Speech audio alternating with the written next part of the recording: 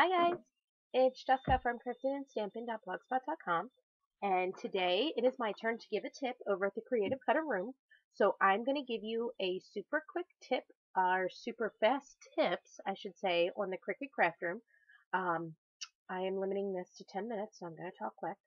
But I wanted to show you some things to help you navigate through the Cricut Craft Room a little bit easier because I know I had some issues. I pretty much forced myself to get used to the craft room, but not everybody is used to it. I know I'm not. So, this is the first thing that I'm going to tell anybody when you first come into the Cricut Craft Room. When you sign in, this will be your main page.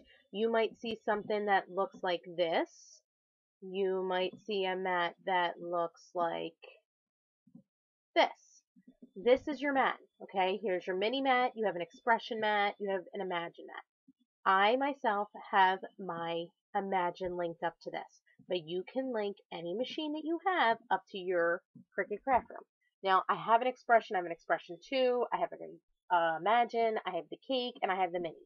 My Imagine's what I'm working with. Since we're already in the options spot, let's go over to Craft Room.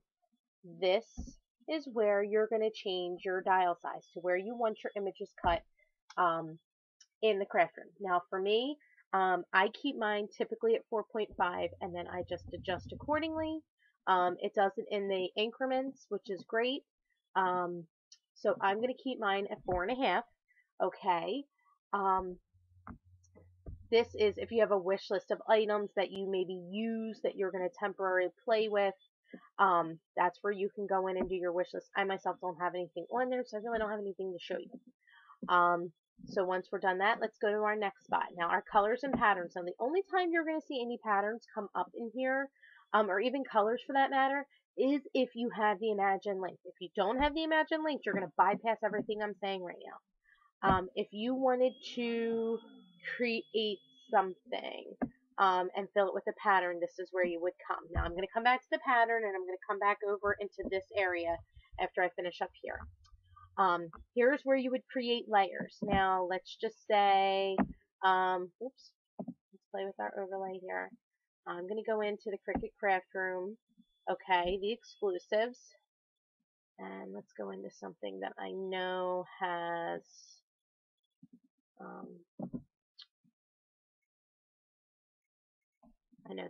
layers.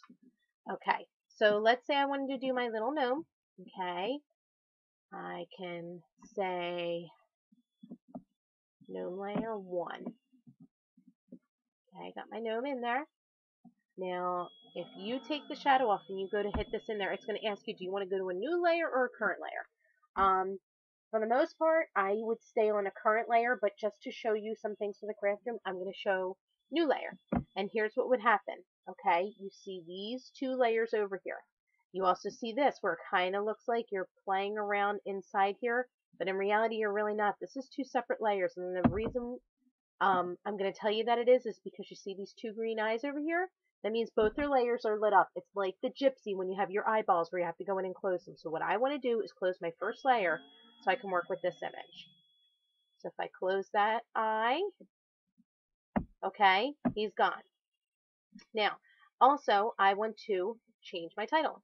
So if you just hit that little pencil and just say, oops, let's just say layer 1, okay? And if you click anywhere, it's going to save it. Now, that is the matte layers. Now, I want to show you, I want to come back down here. You might be asking, why are some of these light gray and why are some of these dark gray? These are the craft room, I'm in the Cricut Craft Room exclusives, okay? These are the craft room cartridges that I myself have purchased. They will automatically link to your Cricut Craft Room when you purchase these. Now, let's go back to the Imagine, because remember I have that machine linked. As you can see, there's some that are dark. Enjoy the Seasons and Santa's Village. That's because I physically linked these cartridges to my craft room when I cut. So that's the difference. That's what that dark gray and the light gray means. So let's just come back to the craft room exclusives, okay? So now, let's go back over here. Let's finish this up.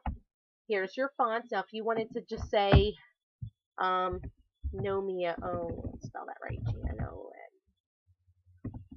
Nomeo. Okay, say you just wanted to type in something, okay, and let's say I wanted to add some color to them. Oops, I keep doing that. Let's go back to our, oops, we can just go over here. Sorry. I'm going to just change this to colors, and I'm going to make that be all blue, and we're going to keep this. Now, if you look, I'm going to have to undo this, so if you put this over, it's going to all turn blue, and I'm going to tell you why. Let's undo that. And you know what we have to do? We have to delete him, and we have to delete him. When you put in an image, and let's just put this one in also just to make it quicker. Okay, see when they're over and there's a little box that pops up, weld, don't weld, click don't weld. And then if you hold that over, look at that. They're not, the colors aren't commingling. It's because we have it on don't weld. So that's what that means. That's what you have to do. Okay, colors and patterns, don't know if I showed you that. I might have just skipped right on over, but I wanted to make sure you saw that. So you can only have colors and patterns when you have the Imagine. Remember that. Okay, so we have our layers, we have our font. Now you could have changed that font to anything you want. I myself don't have Three Birds on Parade, so I wouldn't have used that. I would have changed it to whatever I have all mixed up. I would have used that. And then it'll show me the different ones that I could have used for all mixed up. Shape properties, this is very simple. It's exactly as it says. Rotate. We could scale it, which I'm not going to do. We could slant it. Okay. We can add a quantity of 3. Oops. Move that over. Thought I added. Let's do a quantity of 2. And it added it in down there because of the way I have it. We could autofill. Okay. Which apparently 2 was all I could have done. But that's where you would have done autofill. Okay. Up here's your tools. All it simply does is take this box away. And you could just move that little arrow to bring it back. You have your undo button. You have your relative size when if you're working with items that have layers, this is the button you want to make sure is working and is correct. Because if it isn't, if it doesn't say relative, then that means if you print the layer to, let's get this person out of the way. Let's get our images back up. Let's say I want to print my layer to him. If I have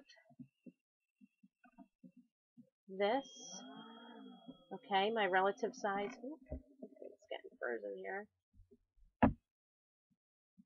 Sometimes that happens in the craft. If I were to put relative size on, it comes up relative size for my gnome. If I take it off, it's going to actually go to 4 inches because that's what I have, 4.5 inches, which is what I have it set to.